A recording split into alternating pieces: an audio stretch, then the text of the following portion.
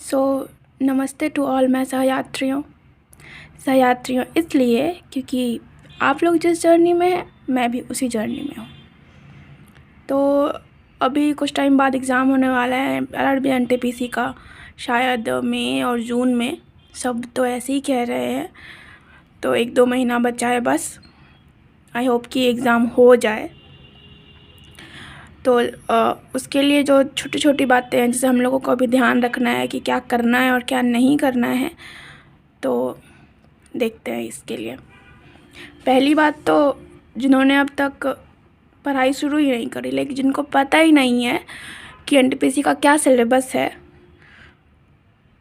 तो आपसे विनती है कि अब आप कुछ ना करें, क्योंकि चिड़िया चुग गई खेत। अब आप किसी और फसल की बोने की तैयारी करें। मेरा मतलब कि आप किसी और एग्ज़ाम को टारगेट करें, क्योंकि ये टाइम तो चला गया आपका। इतने दिन से कहाँ थे भाई, कब का नोटिफिकेशन आया है? तो अब ये जो अभी मैं कह रही हूँ कि नहीं होगा या फिर अभी कम टाइम बचा है, आपसे नहीं होगा, इस बात को ईगो पे नहीं लेना है कि नहीं इसने कहा है तो अभी नहीं होगा। इससे एकदम मोटिवेशन नहीं ले लेना है 2 मिनट का और जाके पढ़ने बैठ जाना है। और फिर होगा क्या, वही जो होता आया है। कहाँ मिलोगे आप 2 मिनट बाद? वहीं जहाँ सब होते हैं, रीलें स्क्रॉल करते हुए ऑब्वियसली। तो आप एक गोल बनाओ, किसी और एग्ज़ाम को टारगेट करो, या फिर अगर आपको लगता है कि आप 2 मंथ्स में एकदम कर सकते हो, और मे बी अगर एग्ज़ाम का डेट बढ़ जाए तो मे बी हो सकता है आपके पास टाइम हो। तो ऐसा नहीं कि आप पढ़ाई नहीं करो, आप पढ़ाई करो, टारगेट सेट करो किसी और एग्ज़ाम का जिसमें सिलेबस सेम हो। उन सारे एग्ज़ाम को आप एक साथ लेके चल सकते हो। टारगेट सेट करो, पढ़ाई करो, और फिर आप करोगे तो डेफिनेटली निकलेगा। तो आप तैयारी शुरू करोगे तो हर चीज़ निकलेगा। और दूसरी बात, अब जो तैयारी कर रहे हैं जब से नोटिफिकेशन आई है तब से, और या फिर मतलब 5-6 महीने से, लाइक 3-4 महीने से भी अगर कर रहे हैं आप तैयारी, तो ये आपके लिए। पहली बात तो आप ऐसी स्ट्रेटजी वीडियो ज़्यादा ना देखें, यानी कि अभी ये देख लिए, फिर दूसरा देख लिए, फिर तीसरा देख लिए, तो इस तरह से आपका ही नुकसान है, किसी और का नहीं। आपका ही टाइम जा रहा है, किसी और का नहीं, क्योंकि आपके लिए टाइम बहुत क्रूशियल है। तो आपको ये ध्यान रखना है।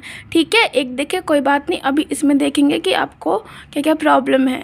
1-2 देख लीजिए आप कहीं से भी, ऐसा नहीं कि यहीं से या फिर कहीं से भी देखिए। बस आप ये देखिए कि आपके साथ प्रॉब्लम क्या है, कि क्या नहीं हो पा रहा है, आप ये देखिए। तो ये आपके लिए है। पहली बात तो कैलकुलेशन ठीक करिए, क्योंकि कैलकुलेशन बहुत ज़्यादा इंपॉर्टेंट है। जितने सवाल मैंने देखे हैं सब में कैलकुलेशन इंपॉर्टेंट है। सवाल आपसे बन जाएगा, पर टाइम लगेगा कैलकुलेशन करने में, या फिर कैलकुलेशन की वजह से आपका आंसर ही नहीं आएगा। तो फिर क्या फ़ायदा जब ये रह जाए आपका। अब मान लीजिए इसी की वजह से एक सवाल रह गया आपका, तो फिर हो जाएगा ना, फिर क्या पता।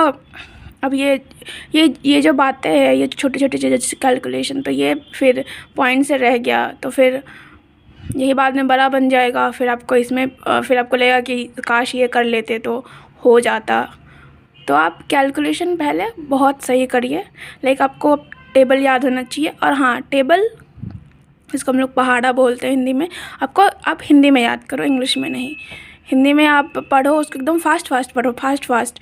और रोज़ एक बार बस पढ़ लेना है टेबल को, स्क्वायर और क्यूब, इसको बस एक बार पढ़ लेना है सुबह सुबह रोज़। 5 मिनट लगेंगे, 10 मिनट लगेंगे, बस पढ़ लेना है सुबह सुबह। इससे क्या होगा, आपको टाइम ज़्यादा नहीं लगेगा कैलकुलेशन करने में। और अगर आपको कैलकुलेशन की कोई वीडियोस देखनी है तो आप यूट्यूब पे सर्च कर सकते हैं, बहुत सारी वीडियोस पड़ी हुई हैं बहुत सारे चैनल्स पे।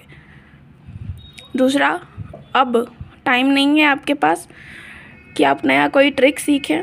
तो अब तक आप जिस ट्रिक से या फिर बेसिक से करते आए हैं, तो उसी मेथड से अच्छे से बनाएं, अच्छे से करें उसी को, ताकि आपको एग्ज़ाम में कम टाइम लगे सॉल्यूशन उसका लाने में। और फॉर्मूला क्या होता है कि हम एक बार ख़त्म कर दिया एक चैप्टर, तब उसको वापस से देखते ही नहीं है। तो आपको उसको रिवाइज़ करना है। जैसे कि मैथ्स का एक चैप्टर ख़त्म हो गया है, अब दूसरे पे गए तो हम लोग पीछे वाला भूल जाते हैं। तो इसमें क्या करना है कि अब आगे वाला हम तो कर ही रहे हैं, तो पीछे वाले से भी एक क्वेश्चन बना ले हम लोग, 10 बना लेते हैं। फिर जैसे परसेंटेज पर बना रहे हैं, तो अगर उसके पहले हम नंबर सिस्टम किए हो या फिर सिंप्लीफिकेशन किए हो या फिर ट्रिगोनोमेट्री ये किए हो, तो उन सब से रोज़ लगभग 10 क्वेश्चन आप बना लीजिए। एक दिन अगर आप आगे वाला नहीं भी बनाएंगे तो चलेगा, लेकिन आपने जितना किया है अब तक उनका रिवीजन करें। प्रॉब्लम क्या होती है कि हम चीज़ें आगे कर लेते हैं पर पीछे वाला भूल जाते हैं। तो जैसे मैंने बताया कि 10 बना लेना है। अगर आपसे 10 नहीं हो पा रहा तो आप 5 ही बनाएं। हाँ, लेकिन 5 ऐसे सवाल बनाएं जिनमें आपने बनाते हुए टिक करा हो कि हाँ ये मुझसे नहीं बना, तो उस सवाल को बनाना है आपको वापस से। तो इस तरह से आप रोज़ 2 चैप्टर्स लेके चलें। जैसे कि अगर आप अभी मान लीजिए परसेंटेज कर रहे हैं, तो परसेंटेज तो आप कर ही रहे हैं, वो तो बना ही रहे हैं। तो आप पीछे वाले 2 चैप्टर से, जैसे कि आपने सिंप्लीफिकेशन कर लिया तो उससे 10 सवाल लें, फिर नंबर सिस्टम से अगर आपने कर लिया तो उससे 10 सवाल लें। तो इस तरह से आप 2 चैप्टर्स रोज़ करें। 10 ही सवाल बनाएं पर रोज़ बनाएं पीछे वाले चैप्टर से, ताकि आपका रिवाइज़ होता रहे। क्या होता है कि हम मॉक देते हैं उसमें और रिवाइज़ नहीं कर रहे होते, सिर्फ आगे बना रहे होते हैं, पीछे वाला तो भूल गए। तो मॉक में क्या होता है कि हम बना नहीं पाते सवाल, और इस वजह से हमारा जो है प्रॉब्लम हो जाता है ये कि अब मार्क्स नहीं आया उसमें, तो खुद को डीमोटिवेटेड फील करते हैं हम लोग कि हाँ मैंने तो पढ़ा था, फिर ऐसा क्या हुआ जो इसमें मार्क्स नहीं आए मैंने पढ़ा ही नहीं फिर, तो ऐसा फील होता है। तो फिर ऐसा फील नहीं करना है, आपकी ही गलती है कि आपने रिवाइज़ नहीं किया, बस आपको रिवाइज़ करना है। इसी तरह से 10 करके सवाल इस तरह से सारे सब्जेक्ट में करना है। रीजनिंग में भी इसी तरह से। और रीजनिंग का क्या है कि इसको सब इजी लेते हैं कि हाँ रीजनिंग है हो ही जाएगा, ऐसा नहीं है। आपको इजी नहीं लेना है, इसको फॉर ग्रांटेड बिल्कुल नहीं लेना है, क्योंकि अगर ये फॉर ग्रांटेड ले लिया आपने इसका प्रैक्टिस नहीं करा है तो फिर आपको बहुत प्रॉब्लम होगा, क्योंकि ये स्कोरिंग सब्जेक्ट है।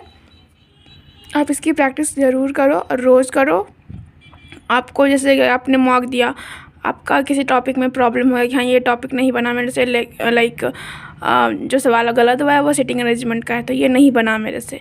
क्यों नहीं बना आपको ये देखना है कि आप सोच नहीं पाए कि आपने गलत जिससे स्टार्ट करना था उससे नहीं करा, तो इस तरह से आपको वो देखना है। या फिर तभी भी आपको समझ में नहीं आ रहा कि क्यों हो गया, तो आपको उस चैप्टर में प्रॉब्लम है, आप यूट्यूब पे जाएँ और किसी टीचर की वीडियो देखें। ज़्यादा बड़ा वीडियो नहीं, अब ऐसा नहीं कि शुरू से शुरू कर देना है, नहीं, आपको सिटिंग अरेंजमेंट की बस प्रैक्टिस वाली क्लास देखनी है, किसी भी टीचर की आपको निकालना है, देखना है उसको, और ये देखना है कि आपसे क्यों नहीं हो रहा, वो टीचर जो बता रहे हैं उसमें क्या डिफरेंस है, आपने क्या नहीं किया है। आपने जैसे कि सिटिंग अरेंजमेंट पे एक होता है कि ये इसके लेफ़्ट में बैठा है, राइट में बैठा है, तो आपने कहाँ से शुरू किया और टीचर ने कहाँ से शुरू किया, आपको ये देखना है उसमें, ठीक है। तो रीजनिंग का प्रैक्टिस ज़रूरी है, आप रोज़ करें।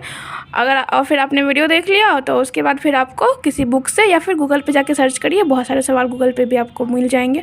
तो इस तरह से आपको उसकी प्रैक्टिस करनी है, रीजनिंग को नहीं छोड़ना है, रीजनिंग की प्रैक्टिस करनी है।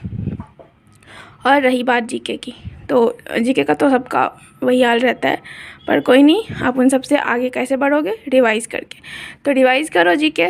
मान लो आपने एक ही सब्जेक्ट पढ़ा है, पर आप उस पर इतना अच्छे से उस पर कमांड करो कि उससे एक भी सवाल आए तो आपका वो गलत ना हो, या फिर आप उसको छोड़ के ना आए। जैसे मान लें आपने हिस्ट्री कर लिया है, तो आपको लगता है आपने हिस्ट्री कर लिया है, पर आप मॉक में उस सवाल को बना नहीं पा रहे, तो ऐसे कंप्लीट करने का कोई फ़ायदा नहीं है। जब तक आप कम्प्लीटली उस टॉपिक को पूरा ना करें, कंप्लीट ना कर लें, लाइक रिवाइज़ करके ही कम्प्लीटली वो टॉपिक पूरा होगा।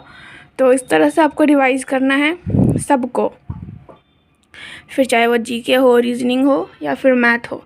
तो बिना रिवाइज़ किए आप आगे अच्छा स्कोर नहीं कर सकते, क्योंकि पढ़ तो सब रहे हैं और वही पढ़ रहे हैं, सबको पता है कि यही पढ़ना है, तो आप आगे कैसे जाओगे उन सब से, जब आप रिवाइज़ करोगे। रिवाइज़ करो, क्योंकि इसका इसको मेरे को लगता है कि रिवाइज़ करने से ही सब ठीक होने वाला है, क्योंकि मेरे साथ भी प्रॉब्लम था। मेरे भी स्टार्टिंग में तो ऐसे ही होता था, मैं समझ में नहीं आता था कि प्रॉब्लम क्या है, मैंने क्या गलत किया जो इसकी वजह से मेरे से सवाल नहीं बनते हैं। जबकि सवाल तो ऐसे नॉर्मली बुक में जब मैं बना रही होती हूँ तो बन तो जाते हैं, फिर यहाँ क्यों नहीं बन रहे। तो इस तरह से फिर धीरे धीरे बनाते जाओगे आप। ये सारी बातें जो मैंने बताई, अगर आप पढ़ रहे हो, प्रैक्टिस कर रहे हो, तो ये सारी बातें आपको भी समझ में आ रही होंगी कि हाँ, अब तक मेरे से क्या प्रॉब्लम हुई थी और क्या हो रहा है, क्या मैं कर रहा हूँ या कर रही हूँ, और क्या प्रॉब्लम है मेरे साथ, क्यों नहीं हो रहा है, ये भी समझ में आ रहा होगा। अगर आप कर रहे होंगे तो आ रहा होगा। ओके, तो इतना ये सारी चीज़ें आपको करनी है, और क्या नहीं करना है, टाइम बर्बाद नहीं करना है।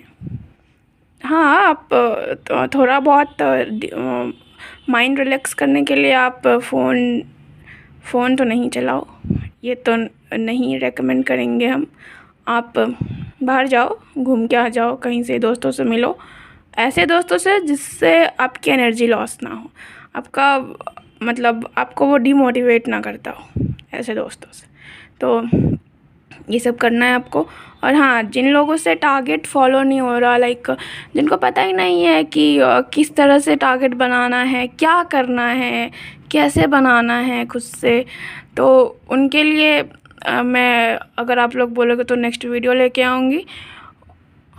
और टारगेट का ऐसा है कि आपको ये नहीं समझ में आ रहा टारगेट क्या बनाना है, तो आप इस चैनल पे और भी वीडियो शॉर्ट्स देख सकते हैं, जो कि जिनका मैं शॉर्ट्स डालती हूँ डेली टारगेट का, आप उससे कर सकते हैं। या फिर आपको टाइम का प्रॉब्लम है या फिर कुछ भी ऐसा प्रॉब्लम है, आप बताएं, मैं उस पर वीडियो लेके आऊँगी कि किस तरह से रोज़ का कैसे मैनेज करना है, मेन ये है।